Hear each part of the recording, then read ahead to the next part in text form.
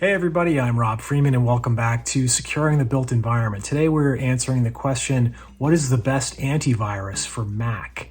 And if you're evaluating antivirus software for the Mac and you are thinking about buying something, hopefully this video will be helpful in terms of educating you not only on the tools that Apple builds into every Mac to help with antivirus and security, but also some of the trade-offs that you might not be aware of or never thought of in terms of when you buy an antivirus software, the risks that you could be taking on that you weren't expecting.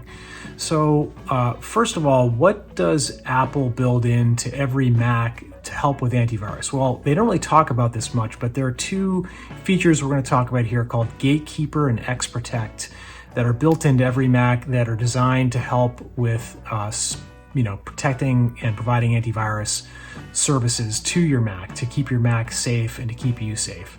So Gatekeeper is the first thing. Gatekeeper is a tool that Apple uses to do three things. It identifies any software that you're downloading as being either from the Mac App Store and approved by the Mac App Store or from an approved identified developer.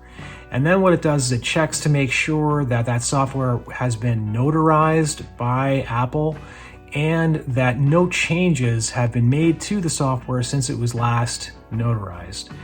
And what that does is it makes sure that if you're downloading some sort of a file that you found on the internet that you think is just maybe just a readable file, like a text file or something, but if it's actually an executable file, Apple checks for that as well, and then it will quarantine anything that it sees as being a potential problem. It does that using the next thing, which is called XProtect.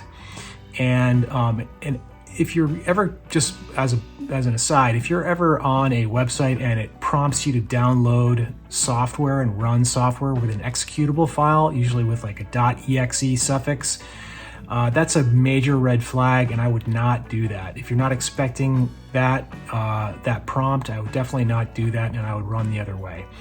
So the second thing that Apple provides with every Mac is called XProtect. And XProtect is their version of antivirus software, which uses signature-based tracking to compare the behavior of different software tools to the database that it knows for how software has behaved in the past that has caused infections, malware, viruses, things like that to be caught by the Mac. And it uses this what's called signature-based detection to identify if there's some sort of path that a software is using that has been problematic in the past. Now, the trade-off there is that if you're just relying on Apple and their built-in security features, there's a possibility that you could not be protected against what's called a zero-day attack. A zero-day attack is something that has never been seen before by Apple and maybe is not in their database of signatures that they would look and track against.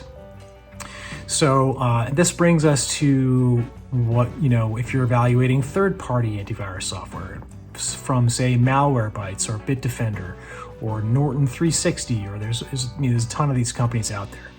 And the trade-off from using antivirus software from a third party is that company, that software from that third party is going to require full access to your Mac. And that means you're giving it access to everything on your Mac just by default. So when you fire up your Mac, it's going to be running in the background, scanning everything on your computer to make sure that there's no viruses on your computer.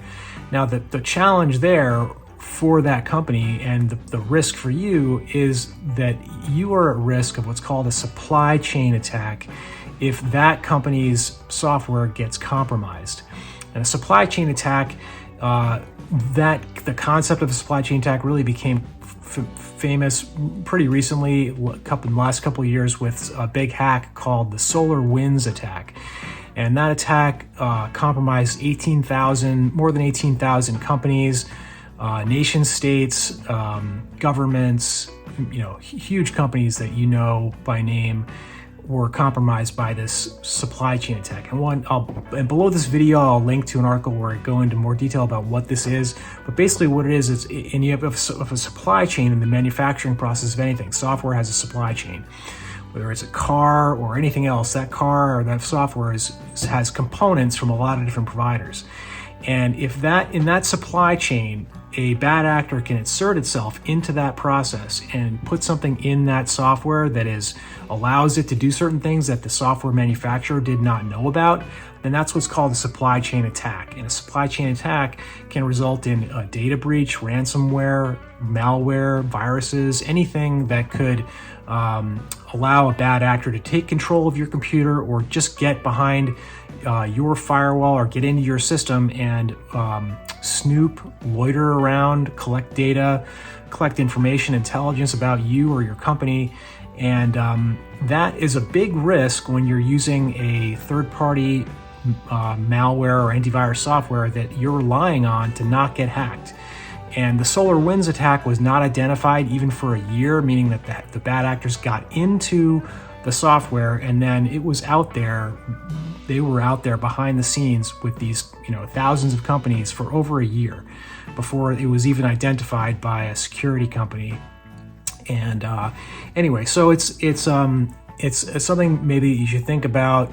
For most people, expert cybersecurity researchers have determined, or their opinion is that most people should be fine with either their PC, Microsoft antivirus software that's built into every PC, or with your Apple Mac, the cybersecurity tools that Apple builds into every Mac, such as Gatekeeper and XProtect, are sufficient for most people. But if you're, need additional tools, you want to scan something in real time, or you want to have other tools like a VPN or a password manager or things like that, then maybe a third-party antivirus software is what you want to use.